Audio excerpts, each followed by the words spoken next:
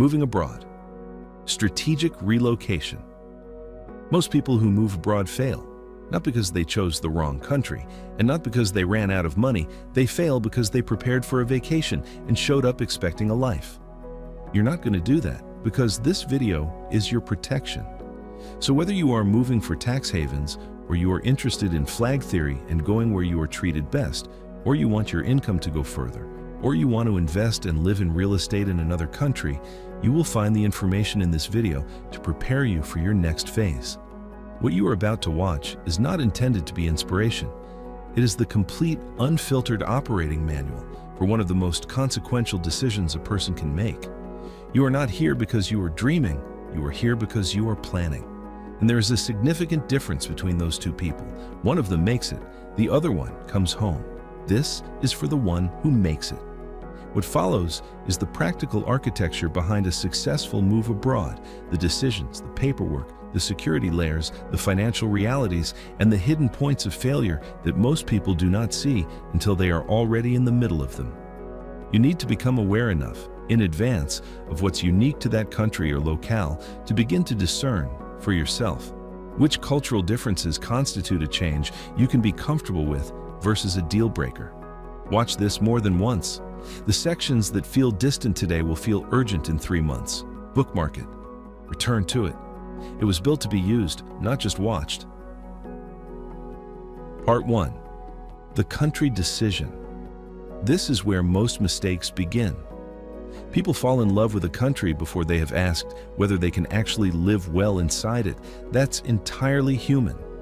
But then they mistake emotional attraction for strategic fit, and they spend the first year abroad discovering that beauty, novelty, and short-term pleasure aren't the same thing as long-term compatibility. Before a single form is filed, before a single apartment is shortlisted, there is a question that everything else depends on. Is this place actually right for you?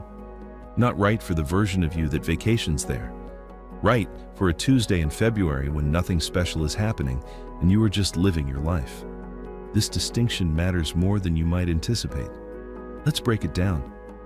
A research study spent over 3 years documenting relocation outcomes among entrepreneurs, remote workers, and active retirees. It found a consistent pattern. The people who struggled most were not the ones who faced bureaucratic difficulties or financial surprises. They were the ones who had confused loving a place as a visitor with being able to build a life there.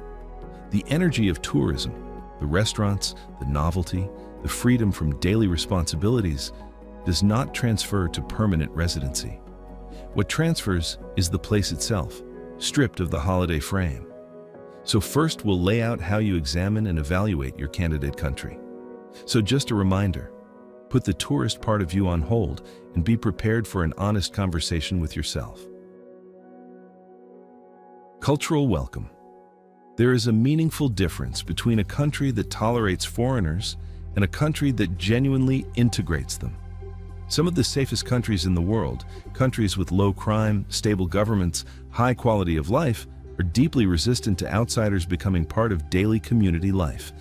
It is not meant to be hostility, it is architecture of the culture, and it matters enormously to your long-term satisfaction. So search online for what researchers call the Expat Integration Score. Find out whether locals in your target region have a documented history of inviting foreigners into their social circles, not just their economy. One useful and underused signal is couchsurfing communities. A region with a dense, active network of locals hosting strangers in their homes is telling you something important about the cultural disposition toward outsiders. It is not a perfect metric, but it provides real information. Don't worry if that isn't how you travel, that's not the point. Go to some of the couchsurfing websites and check out how many offers of temporary residency there are. Remember, you just want to see if the culture welcomes foreigners. If you belong to a minority group, whether that is defined by race, religion, gender expression, or relationship structure, your research needs to go deeper than national statistics. The experience of a visible minority in an urban coastal city can be entirely different from their experience 50 kilometers into the interior of that same country. Research both explicitly. Search solo female relocation safety in your country. Search LGBTQ rights in your target region. Search expat racism in your specific city. These are not overly dramatic searches. They are due diligence. Government stability. Beyond choosing a landscape, you are choosing a legal jurisdiction for the next phase of your life. The country's government type, its press freedom score, its history of policy continuity for foreign residents, its track record on property rights. These are the conditions under which your life will operate. A government that changes the rules for foreign residents every electoral cycle is not a stable foundation for a 5-year plan. Look at Transparency International's Corruption Perceptions Index. Look at Freedom House's annual freedom scores. Look at whether the country has a specific visa category for your profile: digital nomad, entrepreneur, passive income retiree, because that visa category is a governmental signal. It means you are wanted. It means there is an infrastructure designed to receive you. Its absence is also a signal, one you must pay attention to, even if it tells you something you don't want to know. Pricing culture. This topic surprises many people. In many countries, particularly across parts of Asia, the Middle East, Latin America, and parts of Africa and Southern Europe, bargaining for purchases is not a market oddity. It is the expected social protocol for a wide range of transactions. For someone raised in a fixed-price economy, walking into a negotiation for goods that carry no price tag can feel deeply uncomfortable, even hostile. If that describes you, and you are considering a destination where haggling is embedded in daily commerce, understand that discomfort clearly before you arrive. It will not feel like a quirk. It will feel like intense friction, repeated daily, for the most basic of goods. This is not a reason to avoid those destinations. It is a reason to prepare for them truthfully. Visa architecture. This is an overview, not the details. Those will come later. But the existence and outline of the visa framework tells you how the country sees you. Does it have a path for someone with your income structure? Does it require you to prove financial minimums, professional credentials, or local investment? Is there a clear residency to citizenship timeline if that matters to your longer-term flag theory planning? A country that has designed a visa specifically for remote workers, passive income earners, or entrepreneurs has done more than offer a legal pathway. It has declared, in policy, that people like you are an asset it is competing to attract. That competitive posture shapes everything from how bureaucrats process your paperwork to how locals perceive your presence. Quality of daily life. Let's talk about the quality of daily life in your target country. Not the spectacular things, the ordinary ones. Drinking water quality. Air quality across all 4 seasons, not just the ones that show up in promotional photography. Year-round weather patterns in the specific region you are considering, not the national average. Green space, parks, and trails within your likely daily radius. The frequency and nature of natural disasters historically associated with your region. A consultant who had narrowed her relocation search to a beautiful mountainous region spent 2 weeks building a detailed financial model for the move. She had apartments shortlisted, an attorney retained, and a flight booked for a scouting trip. A routine online search, natural disaster history, followed by the name of her target region, surfaced a pattern of flooding events averaging every 7 to 8 years, several of which had caused significant structural damage to the valley floor where she planned to live. She widened her search by 40 kilometers to include higher ground, and that research saved her plans. The move proceeded. The flooding cycle did not affect her. The research took 11 minutes. Here's an insider's tip for relocation success. When you are researching air quality, do not rely on annual averages. Pull the monthly air quality index data for your target location across a full calendar year. There are places in the world where September and October are exquisite, and January through March are genuinely harmful to breathe. If you plan to be active outdoors, running, hiking, cycling, or simply walking to a market, air quality is not an environmental footnote. It is a direct determinant of your daily physical experience. The World Air Quality Index database allows you to pull historical monthly data by city. Use it before you commit to anything. Part 2. The Life Audit. This is the part many people avoid because it forces them to confront the real weight of the decision. Moving abroad is not just about entering a new country.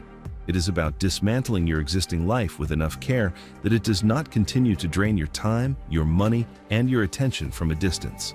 Most relocation content skips this section entirely. It is the least glamorous part of the process and the most practically consequential.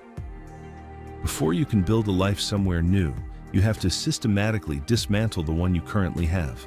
And the scope of that dismantling is larger than almost anyone anticipates until they are standing in the middle of it. Your current home and property. If you are in a lease that is ending, this is simple. You don't renew the lease. If you own a property, the decision is more complex and more financially significant. Are you selling? If so, at what point in the process? The proceeds and their timing may affect your liquidity and your ability to fund the relocation itself. Are you renting residential or commercial property to tenants? A managed rental can generate income that subsidizes your new life abroad, but it also means you are a landlord from a distance, which requires a property manager you trust implicitly and a legal structure that protects you across 2 jurisdictions. There is no universally correct answer. There is only the answer that fits your timeline, your financial position, and your honest assessment of whether you are leaving permanently or building a multi-base life. What is not acceptable is leaving this decision for later. Your mail, bills, obligations, and financial footprint. Before you leave, you are simultaneously packing a life and unwinding one. And that unwinding has a paper trail that most people dramatically underestimate. Every recurring obligation attached to your current address needs a decision and a deadline. Your utility accounts, electricity, gas, water, need to be formally closed with a final meter reading and a forwarding address for any deposit returns. Your car insurance, home insurance, and any renters or contents coverage need written cancellation confirmations, not just a phone call. Your car payment, if applicable, needs to be fully resolved before you go. And we will come back to the car itself in a moment. Any subscription services, gym memberships, streaming accounts tied to local billing, professional memberships with a physical address component, each one requires active cancellation. Credit balances and deposit refunds deserve particular attention. Utility companies, telecommunications providers, and insurance carriers will often hold final credits or deposit returns for 30 to 90 days after account closure. If you do not designate a specific bank account or forwarding address for those returns before you leave, they default to whatever address is on file, which may soon be the wrong one. Make a list of every account that holds a deposit or carries a credit balance. Contact each one. Get written confirmation of how and when funds will be returned. Then there is your physical mail. Going paperless with your bills is a mandatory first step, and it is easy enough to execute. Most providers offer it as a default option at account closure, but paperless billing does not eliminate physical mail. Financial institutions send notices, government agencies send correspondence, and documents arrive without warning that have legal or financial significance you cannot ignore from another continent. Do not use standard mail forwarding across an international border as your solution. International mail forwarding costs compound quickly. Individual pieces of mail forwarded overseas can run several dollars each, and a single month of accumulated forwarding can represent a meaningful and entirely unnecessary expense. Instead, use a virtual mailbox service. These services assign you a physical address in your home country, receive your mail on your behalf, scan each piece, and deliver a digital image to your email inbox. You review it online and decide, archive it, shred it, or have the physical piece forwarded to you. You pay only for the forwarding you actually need, not for every piece of mail that arrives. Services in this category are widely available, well-established, and used extensively by the expat and remote professional community. Set one up before you depart.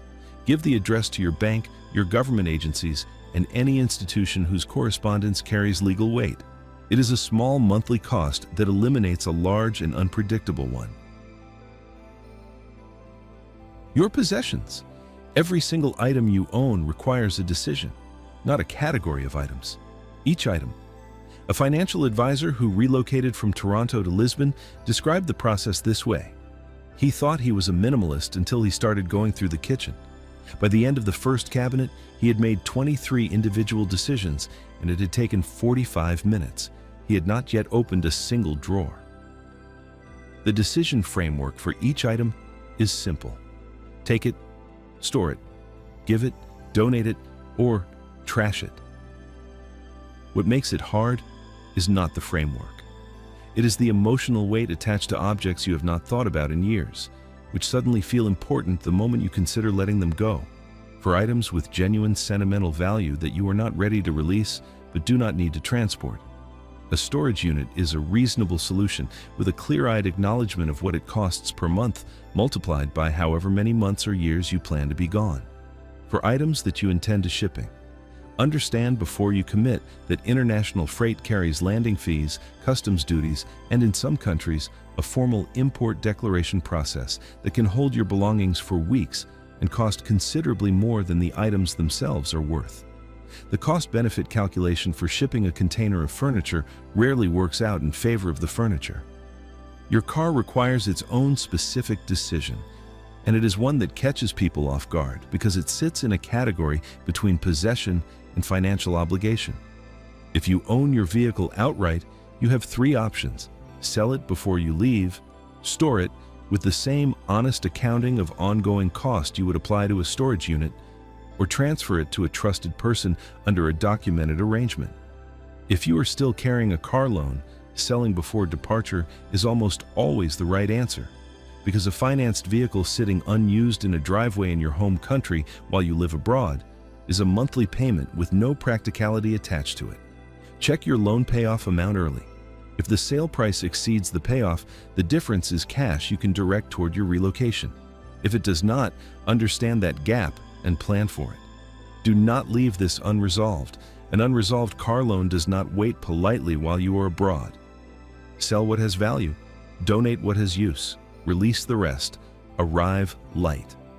Here's an insider's tip for relocation success. The sentimental object problem is real, and it deserves a thoughtful solution. For items that carry significant emotional meaning but limited physical utility, letters, photographs, small keepsakes, the most effective approach is digitization combined with one small, curated physical archive. A single archival box. Everything that matters enough to keep in physical form lives there.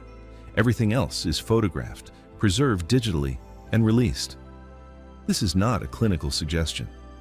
It is the approach that the people who have done this successfully and reported feeling good about it afterward consistently describe. Part 3. Your security architecture. This is where preparation stops being theoretical. A country can be beautiful, affordable, and legally accessible, and still be the wrong move if you have not properly assessed what keeps you safe there. Security is not one question. It is a layered system, and weak planning at any layer has a way of becoming expensive very quickly. Security is not one thing. It is a stack of overlapping systems: physical, cultural, digital, and infrastructural. And each layer requires its own assessment. Physical safety. Understanding the type of crime in your destination matters far more than the rate of crime. Every country on earth has crime. The question for you to consider is what kind and where. A global crime statistic is nearly useless for your planning purposes. A national crime rate tells you nothing about the neighborhood you are considering living in. What you need is layered specificity, the crime profile of your target country, narrowed to your target region, narrowed further to your target city, and then parsed by crime type. Petty theft, pickpocketing, phone snatching, opportunistic bag grabs in tourist areas is not the same as organized violent crime. Both may appear in a country's crime statistics. One requires you to carry a well-designed anti-theft bag and stay alert in crowded markets. The other requires you to reconsider the destination. Treating them as equivalent, which aggregated statistics invite you to do, produces bad decisions in both directions. People avoiding safe places because of inflated fears, and people moving into genuinely dangerous situations because the headline number looked manageable. Look up crime maps for your specific city. Look up expat safety forums for your target region. Distinguish between what researchers call nuisance crime and threat crime, and make your assessment of the latter specifically. Cultural security. This connects back to the welcome dimension discussed in Part 1, but it goes further. Pricing hostility? The experience of feeling systematically overcharged, deceived, or exploited as a visible foreigner is a real and documented phenomenon in certain destinations. It does not always mean the culture is unwelcoming. It can reflect a structural economic disparity between local incomes and foreign ones that has calcified into informal pricing systems over time. Research this specifically. Search foreigner pricing in your target city. Search tourist tax experiences in your target country. The answers will tell you something important about the daily texture of commercial life there and whether you have the temperament and the patience to navigate it long term. Digital and infrastructure security. Your income is portable. That portability depends on a chain of infrastructure that most people do not think about until it breaks. Internet connectivity is the most obvious link. Before committing to any long-term accommodation, whether that is an extended Airbnb stay, a furnished lease, or a property purchase, you need verified upload and download speeds for that specific location, not the general neighborhood, and certainly not the country average. An entrepreneur who relocated to a coastal town in southern Europe arrived to find that her Airbnb's advertised high-speed internet was a 6 megabit download and a 1.2 megabit upload. Her primary business required video conferencing with clients across 3 time zones. The upload speed made that impossible. She spent her first 3 weeks working from a cafe 2 kilometers away while negotiating an early exit from her accommodation agreement. The fix cost her 11 days of lost productivity and a significant chunk of her relocation contingency fund. Ask your accommodation provider for a screenshot of a speed test run at the property showing both upload and download. If they cannot or will not provide it, that is your answer. Beyond connectivity, is Starlink legally available in your destination country? If not, is there a 4G or 5G mobile data network robust enough to serve as a backup? What is the frequency of power outages in your region? And is a backup generator standard or unusual in residential properties there? What is a UPS, which refers to an uninterruptible power supply, cost locally, and is it worth acquiring before your work infrastructure depends on grid stability? These are not exotic questions. They are the basic conditions of a functioning remote work life. Answering them before you arrive is the difference between a smooth first month and an expensive one.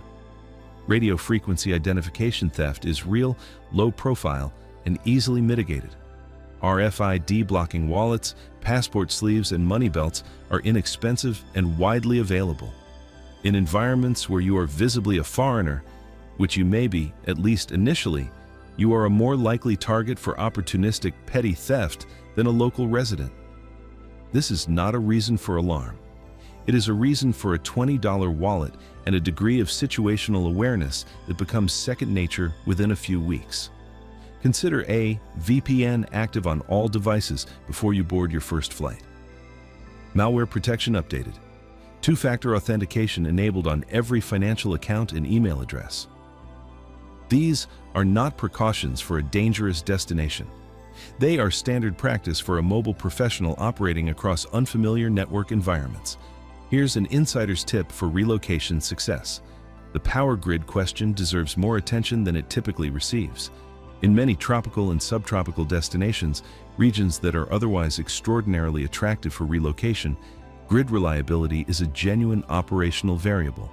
A writer who relocated to a coastal region of Central America found that she experienced power interruptions averaging 3 to 4 times per week during the wet season, ranging from minutes to several hours. She had not researched this before arriving.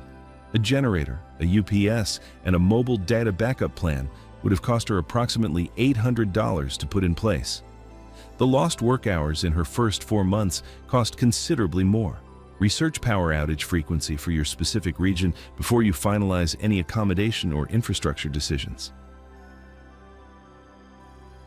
Your visa. There is a decision hierarchy here that most people invert. They find the destination they want, then look at what visas exist, then try to fit themselves into a category. The more effective sequence runs in the other direction. You assess your full legal and financial profile first, identify every visa category you currently qualify for across your candidate destinations, and then make your destination decision partly on the basis of that match. Your qualifying criteria include your income type, whether it is employment income, self-employment, passive investment returns, or a pension, the monthly or annual amount of that income, your net worth and investable assets, your age, your nationality, and any existing second citizenship, and whether you have dependents whose situations need to be accommodated. Different visa categories weight these factors differently. A passive income retirement visa in Thailand or Panama cares about monthly income minimums. A digital nomad visa in Portugal or Greece cares about employment or self-employment documentation. An investor visa in a range of European and Caribbean nations cares about capital commitment and timeline. Understanding your profile clearly means you never arrive at a consulate with the wrong application in hand. Your taxes. This is the section where professional legal advice is not optional. Tax residency and physical residency are two different things. Where you live and where you are taxed do not automatically align when you move across borders, and the consequences of getting this wrong, in either direction, can be significant, long-lasting, and difficult to unwind. The critical concept is the tax residency trigger. Most countries define tax residency based on the number of days you spend physically present within their borders in a calendar year. The threshold is commonly 183 days, though it varies. Exceed that threshold in a country with a territorial tax system, and you may owe local tax on income you assumed was entirely covered by your home country's tax framework. A software entrepreneur who moved from England to a non-UK country spent his first year operating on the assumption that because he had formally deregistered as a UK tax resident, his income was taxed only where his company was registered. An audit in his second year revealed that he had spent 191 days in his new country of residence, 8 days over the threshold, triggering a local tax liability he had not planned for. The tax bill was manageable. The legal fees to resolve the structural issue were not. Know your home country's exit tax provisions. Know your destination country's tax residency trigger. Know whether there is a tax treaty between the two countries and what it covers. Retain a cross-border tax attorney before you file anything. Your banking. Your access to your money is not guaranteed simply because you have money. This is one of the most commonly reported practical shocks among new expats, and it is entirely preventable. Many banks, including large established institutions, will restrict or freeze accounts when they detect activity from unfamiliar international IP addresses or foreign transaction locations. Before you leave, contact your primary bank and explicitly notify them of your relocation plans and destination country. Ask what their policy is for international account holders. Ask whether they have international banking products designed for customers living abroad. Open a second account at a different institution before you depart. Not as a backup in theory, as an active, funded, functioning account that you could live on for 60 days if your primary account became temporarily inaccessible. Expat-focused banking services, multi-currency accounts, and international transfer platforms all have a role to play in your financial infrastructure abroad. The specifics depend on your destination and your income structure. The principle does not vary. Never arrive in a new country with a single point of financial failure. Your healthcare. Understand your coverage before you leave. Domestic health insurance typically does not cover you abroad or covers you only in emergency scenarios that fall far short of the comprehensive care you may need as a long-term resident. International health insurance is a category of product specifically designed for people living outside their home country. Premiums vary significantly based on your age, the countries you are living in, the benefit level you choose, and whether the policy includes your home country on visits. Research this before you depart, not after you arrive unwell. In addition to private insurance, understand the public healthcare system in your destination country. Is it accessible to foreign residents? On what terms? At what cost? In some destinations, including several in Europe, legal residents have access to the national health system on terms comparable to citizens. In others, the public system is available only to citizens, and you are entirely reliant on private coverage. Know which situation you are entering. Your estate planning. This is the section that most people defer indefinitely, and the section that matters most if something goes wrong. Your existing will, power of attorney, and any trusts or legal structures you have established in your home country may not be recognized or may not function as intended in your new country of residence. An attorney in one country cannot automatically act on your behalf in another. A will that is legally valid in Canada is not automatically enforceable in Spain. Before you relocate, consult with an estate planning attorney who has cross-border experience. Understand what needs to be updated, duplicated, or newly created to ensure that your assets, your directives, and your wishes are legally protected in both jurisdictions. This is not a complex or expensive process when approached proactively. It becomes complex and expensive when it needs to be addressed reactively under difficult circumstances. Here's an insider's tip for relocation success. The apostille process has a hidden timing risk that catches organized people off guard. Criminal background checks, which are required for the majority of long-term residency visa applications, have a validity window. In many jurisdictions, a background check is considered current for only 90 to 180 days from the date of issue. If your apostille processing takes longer than expected, or if your visa application is delayed after submission, you may find that your background check has expired before your application is fully processed, requiring you to restart that element of the process from the beginning. Order your background check as late in your document preparation process as possible once all other apostille documents are in hand and your application is ready for submission within days, not weeks. Part 5. The financial reality. This is where good intentions go to die. A move can be emotionally right, legally possible, and geographically perfect, and still fail because the financial model behind it was weak, incomplete, or naive. Money isn't the most exciting part of relocation. It does have to be the part you understand with the greatest precision. Everything discussed to this point has a financial dimension. This section addresses the ones that are most commonly miscalculated, most frequently underestimated, and most consequential when they go wrong. The cost of arrival. The first 3 months in a new country cost more than any subsequent period. This is not a planning failure. It is the structural reality of establishing a life from scratch in an unfamiliar environment. You will pay a security deposit and first and last month's rent before you have any income flowing through local channels. You will buy household items that you sold or donated before leaving. Kitchen equipment, linens, a desk lamp, items so ordinary that you did not think of them as a budget category. You will make transportation errors, pay for translation services, eat at restaurants more than you intend to because your kitchen is not yet functional. You will pay fees for things you did not know existed, local registration fees, municipality deposits, utility connection charges, administrative fees for document translations. Build a 3-month arrival fund that is entirely separate from your operating budget. Do not touch it for investment purposes. Do not count it as liquid savings for other uses, and do not assume that because you have researched the cost of living carefully, that the arrival period will conform to steady-state projections. It will not. The currency exposure problem. If your income is in one currency and your expenses are in another, you are carrying a currency risk that needs to be actively managed.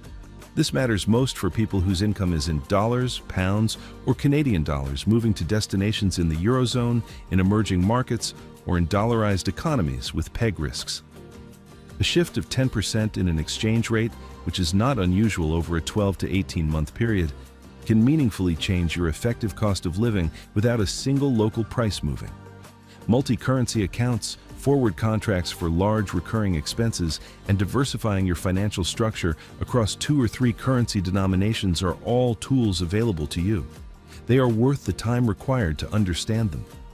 A freelance designer who relocated to Southern Europe from the United States watched her effective monthly budget shrink by approximately 14% over 18 months as the dollar weakened against the euro, without any change in her local spending patterns. She had not considered currency exposure in her planning. It was not a crisis, but it was a significant and entirely foreseeable constraint on her financial comfort. Repatriation costs. Understand repatriation costs, not because you will need them, but because planning as though you might is how you ensure that you never find yourself in a situation where an unexpected return home is financially catastrophic. An emergency flight from Southeast Asia to North America costs thousands of dollars when booked on short notice. 2 emergency flights, if you have a partner, is a meaningful emergency fund draw. If your repatriation scenario involves a health event that requires medical evacuation, costs can reach into the tens of thousands of dollars without the right insurance coverage in place. Some international health insurance policies include medical evacuation and repatriation coverage. Standalone travel medical evacuation insurance is also available. Know what you have, know what it covers, and know the process for activating it before you are in a situation that requires it. The hidden fees of international finance.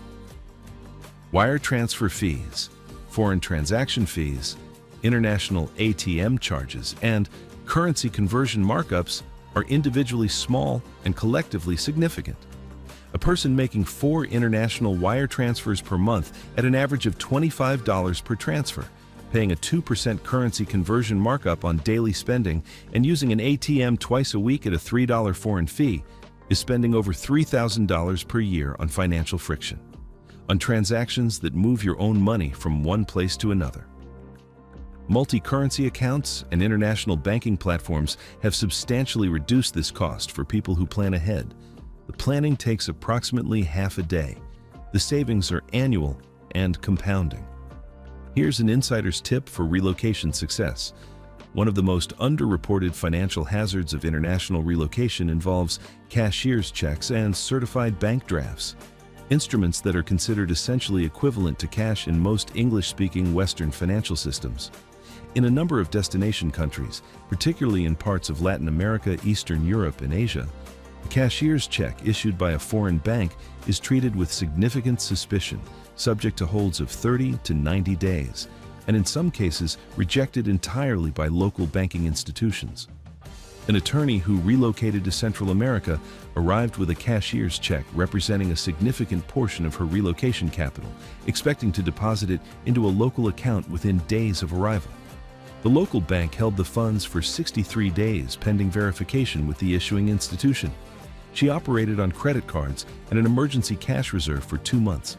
Bring the majority of your relocation capital in the form of international wire transfers to a pre-established local account, not physical banking instruments.